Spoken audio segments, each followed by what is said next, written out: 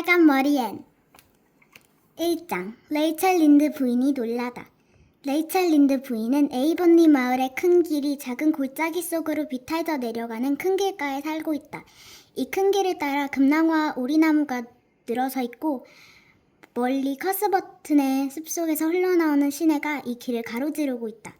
그 시내는 상류에서는 은밀한 신비의 샘과 작은 폭포를 이루며 꾸불꾸불 세차게 흐르지만 린드 부인네 골짜기에 이르면 물이 제대로 잡혀 졸졸 흐르는 작은 개울이 되었다. 아무리 시내라도 레이첼 린드 부인네 집 앞을 지날 때는 예의와 품위를 지켜야 한다는 걸 아는 모양이다.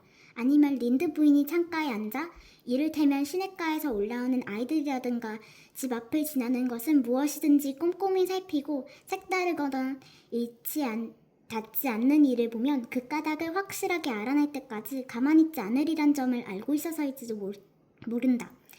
자기 일을 소홀히 하면서까지 이웃의 일에 신경 쓰는 사람은 에이번리 마을뿐 아니라 다른 마을에도 얼마든지 있다.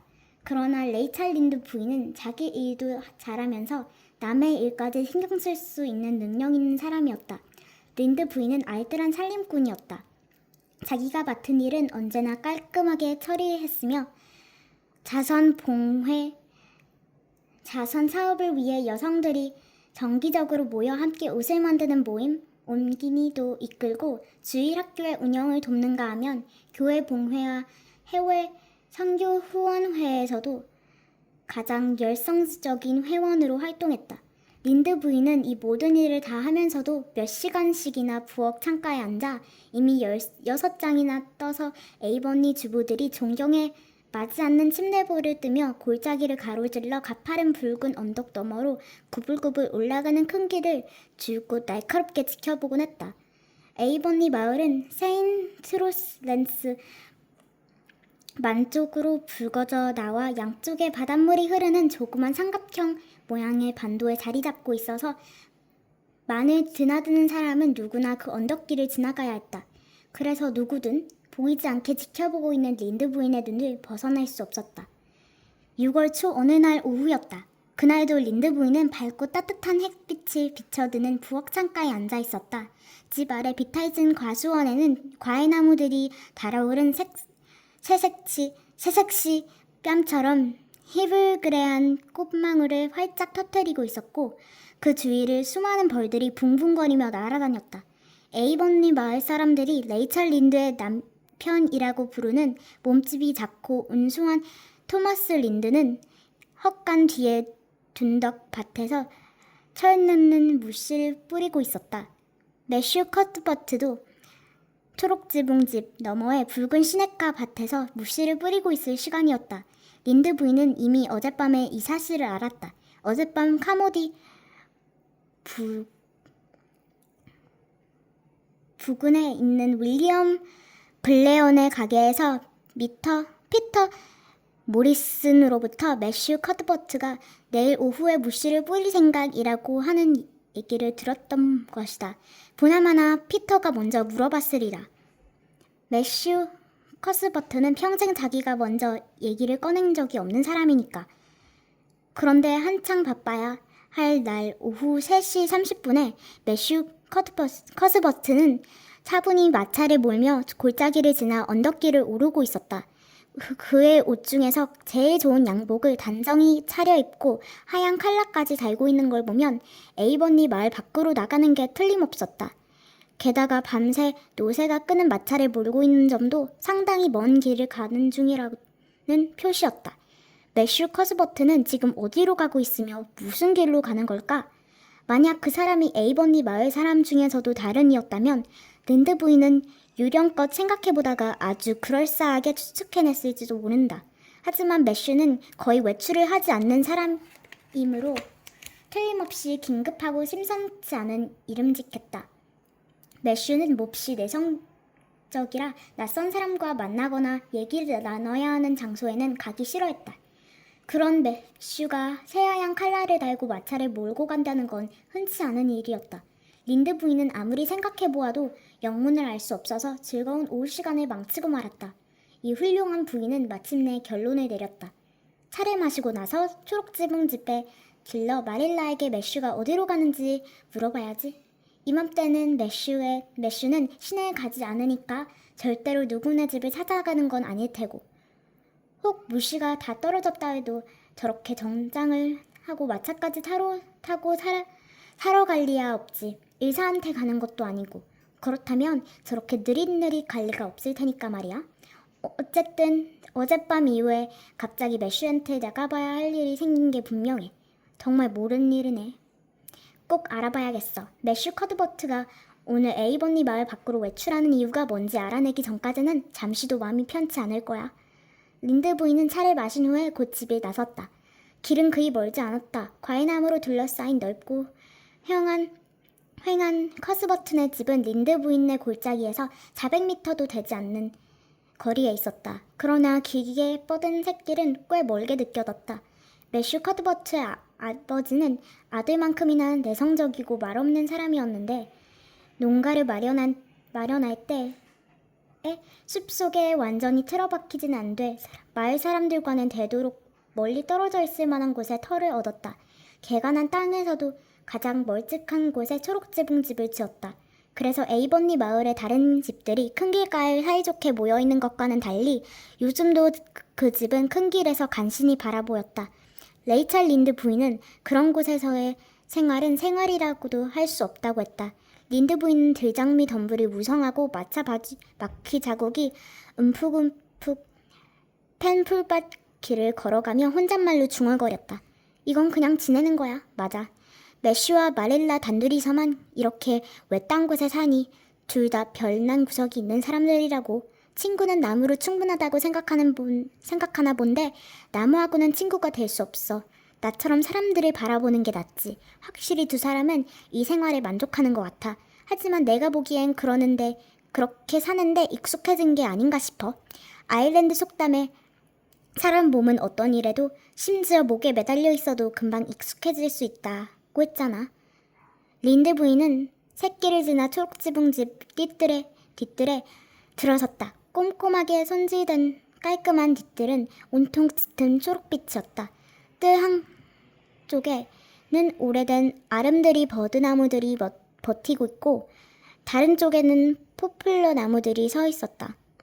뜰에는 삭정이나 돌멩이 하나 보이지 않았다. 그런 것들이 있었다면 린드 부인이 못 봤을 리가 없다. 린드 부인은 마릴라 커스버트가 집안 청소만큼이나 마당 청소도 자주 하는구나 싶었다. 그 유명한 먼지만 아니라면 땅에서 뭘 집어먹을 수도 있을 듯했다. 린드 부인은 부엌 문을 탕탕 두드리고는 들어오라는 말이 떨어지기가 무섭게 집 안으로 들어섰다. 집의 부엌은 기분 좋은 곳이었지만 아예 쓰지도 않는 응접실처럼 그렇게 깔끔하지 않았더라면 더욱 좋을 성집이었다. 부엌 창문은 동쪽과 서쪽으로 나 있었다. 뒷뜰이 내다보이는 서쪽 창으로 따사로운 6월 햇살이 물밀듯이 쏟아져 들어왔다. 그러나 동쪽 창으로는 왼쪽과 가수원의 활짝 핀 하얀 벚나무와 시냇가의 골짜기 아래쪽에 있는 늘씬한 자작나무의 모습만 살짝 보일 뿐 포도나무 덩굴 때문에 창은 온통 푸른빛을 띠고 있었다. 마릴라 커즈버트는 늘 동쪽 창가에 앉아 있으면서도 햇빛이 영 못마땅하다는 표정을 짓곤 했다. 마릴라는 진지한 세상의 햇빛이란 지나치게 현란하고 무책임하다고 생각했다. 마릴라는 동쪽 창가에 앉아 뜨개질을 하고 있었으며 그 뒤쪽의 식탁에는 저녁이 차려져 있었다. 린드 부인은 미처 문을 닫기도 전에 식탁에 모인 모든 것의 속뜻을 알아차렸다. 접시 3개가 놓여있는 것으로 보아 마릴라는 매슈와 함께 집에 올 사람이 차를 마시리라 생각하는 게 분명했다. 그러나 평소에 쓰는 접시에 고작 사과 통조림과 한 종류의 케이크만 놓여있는 것으로 봐서는 기다리는 손님이 별로 특별한 손님은 아닌 것 같았다. 그런데 매슈는 왜 하얀 칼라까지 달고 밤색 노새를 몰고 간 걸까? 린드 부인은 그다시 신비로울 것도 없는 조용한 초록지붕집에 대한 뜻밖의 수수께끼로 머릿속이 혼란스러웠다. 마릴라가 쾌활하게 말했다. 안녕하세요, 레이찰. 오늘 저녁은 정말 날씨가 좋네요. 그렇죠? 여기 앉아요. 가족들은 안녕하신가요? 마릴라 커즈버트와 린드 부인은 닮은 점이 전혀 없는데도 아니 어쩌면 그래서인지 몰라도 두 사람 사이에는 늘 우정이라고 밖에는 달리 표현할 길이 없는 어떤 감정이 있었다. 마릴라는 곡선이 없는 각진 얼굴에 키가 크고 마른 여자였다. 언제나 희끗희끗한 검은 머리를 똘똘 말아 올리고는 쇠 머리핀 2개를 꽂아 억척스레 고정시켰다. 마릴라는 경험이 폭이 좁고 고지식해 보였으며 사실 그랬다. 그러나 이런 면을 해소시켜 주는 무언가가 입가에 맴돌고 있었다. 아마 그것이 아주 조금이라도 개발된다면 유머 감각으로 보일 수도 있을 것이다. 린드 부인이 말했다. 우린 다 잘 지내고 있어요. 그런데 당신네는 그렇지 않은 것 같아서요. 오늘 매슈가 어딘가에 가는 것을 보았거든요. 혹시 의사를 데리러 가는 게 아닌가 싶어서요. 마릴라는 이해하고도 남는다는 듯 입을 삐죽거렸다. 마릴라는 린드 부인이 찾아올 줄 뻔히 알고 있었다. 난데없이 길을 떠나는 매슈의 모습을 보고 당연히 그 이웃에 대한 호기심이 발동했을 터이기 때문이다. 어머, 아니에요. 어제 제가 두통이 심하긴 했지만 이젠 괜찮아요. 매슈 오라버니는 브라이트 강역에 갔어요. 노바스코샤의 한 고아원에서 남자아이를 데려오기로 했는데 그 애가 오늘 밤에 기차로 온다고 해서요. 린드 부인은 매슈가 오스트레일리아에서 온 캥거루를 보러 브라이트 강역에 갔다고 해도 이보다 더 놀라진 않았을 것이다. 한 5초 동안은 정말 말문이 막혔다. 린드 부인은 마릴라가 자기를 놀리고 있다고는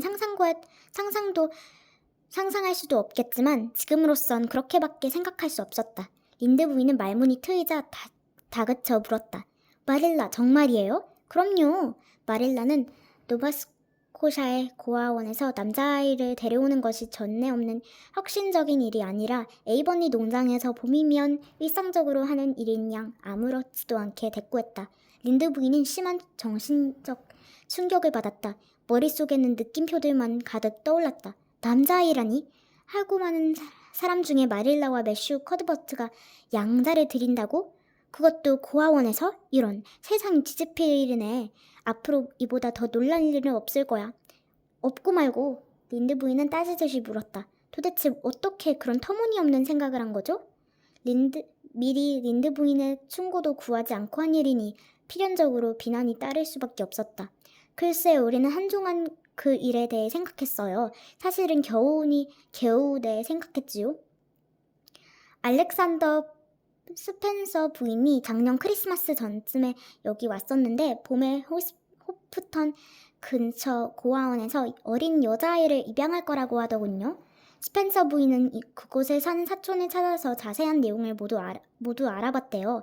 그때부터 매슈 오라버니와 난 가끔씩 남자아이를 입양하는 문제로 얘기를 나누곤 했지요. 이제 우리 오다버니도 늙었어요. 올해 예순인데다 예전만큼 기운도 못 쓰잖아요. 심장 때문에도 고생하고 있고요. 게다가 일꾼 쓰는 일이 얼마나 골치 아픈지 아시잖아요. 거의가 멍청하고 덜 자란 프랑스계 사내 아이들 뿐이라고요.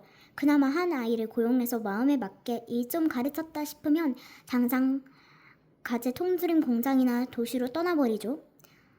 오라버니는 처음엔 버나도 영국의 자선가로 많은 고아원에 건립했다. 옮기니 아이를 데려오자고 하더군요. 하지만 난 안 된다고 잘라 말했어요.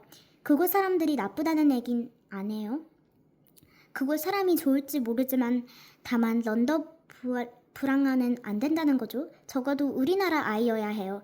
어떤 아이라도 위험은 따르겠죠. 하지만 우리나라 출신 아이라면 마음도 편하고 밤에 다리 뻗고 잘 수 있을 거예요. 하고 덧붙였지요. 그래서 결국 우리는 스펜서 부인이 여자아이를 데리러 갈 때 우리한테도 아이 하나를 골라달라고 하기로 결정했어요.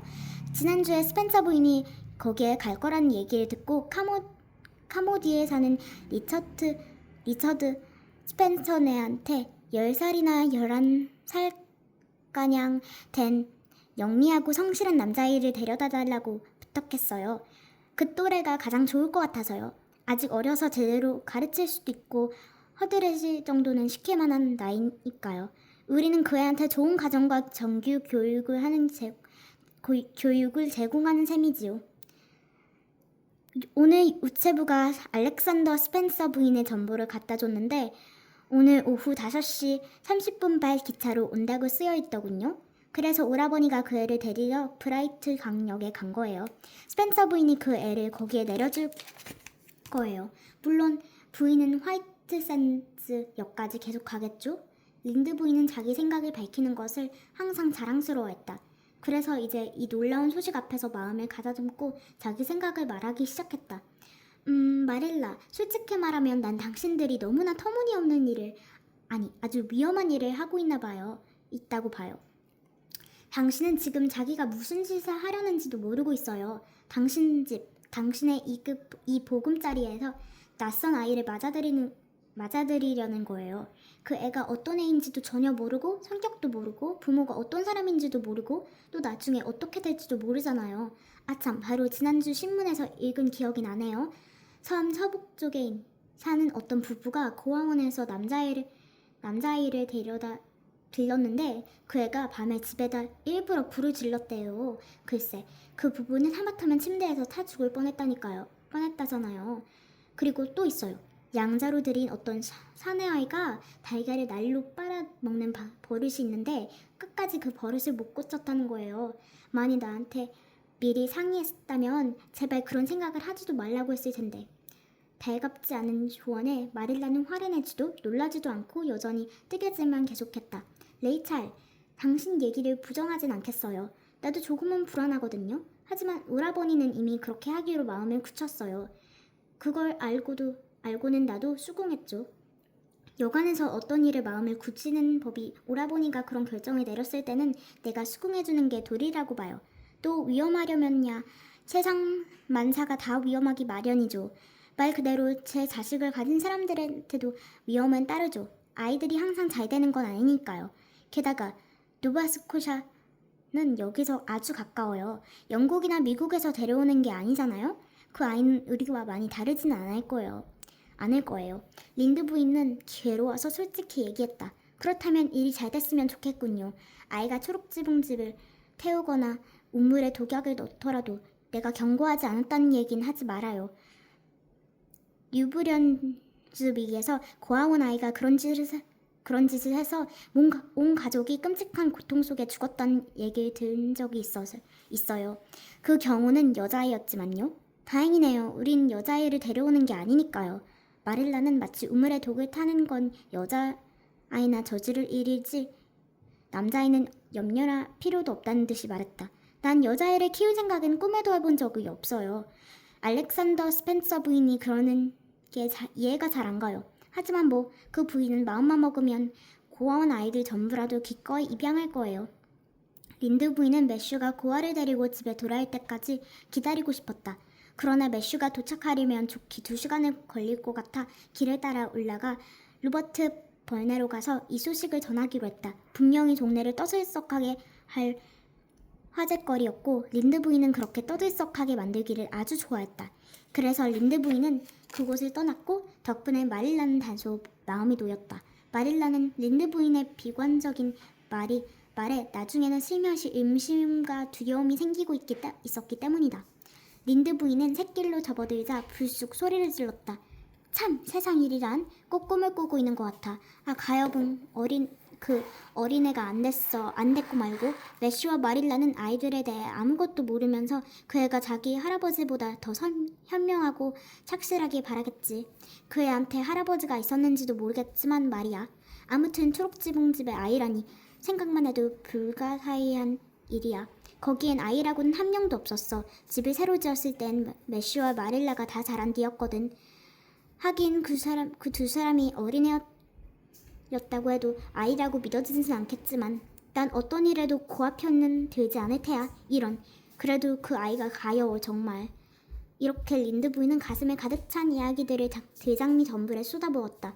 그러나 바로 그 순간 린드 부인이 브라이트 강역에서 참을성 있게 기다리고 있는 아이를 보았더라면 동정심이 한층 더 깊어졌을 것이다.